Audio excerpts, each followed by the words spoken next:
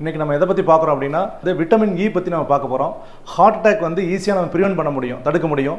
Heart attack வந்ததுக்கப்புறம் நிறையா treatment எடுக்கிறத விட வரத்துக்கு முன்னாடி எப்படி பார்த்துக்கலாம் அப்படின்னு சொல்லிட்டு ஒரு சிம்பிளான டிப்ஸ் தான். நம்ம சாப்பாட்டு உணவு முறையில் கண்ட்ரோல் பண்ணிக்கலாங்க. எப்படி அப்படின்னா அமெரிக்கன் ஆய்வில் வந்து ஒரு ரீசன்ட் ஸ்டடிஸ் என்ன சொல்கிறாங்க அப்படின்னா ஒரு நாளைக்கு வந்து 15 to 20 மில்லிகிராம் நம்ம வந்து விட்டமின் இ அதிகமாக எடுக்கும்போது ஹார்ட் அட்டாக் வருவதற்கு வந்து 40% வாய்ப்பு வந்து குறையுது அப்படின்னு சொல்கிறாங்க.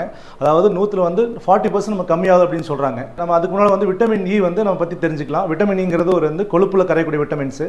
அந்த விட்டமின் இ வந்து நம்ம நார்மலாக எவ்வளோ எடுத்துக்கணும் அப்படின்னா 15 to 20 மில்லிகிராம் எடுத்துக்கணும். 15 to 20 மில்லிகிராம் வந்து ஒரு நாளைக்கு ஆர்டின்னு சொல்லுவோம்.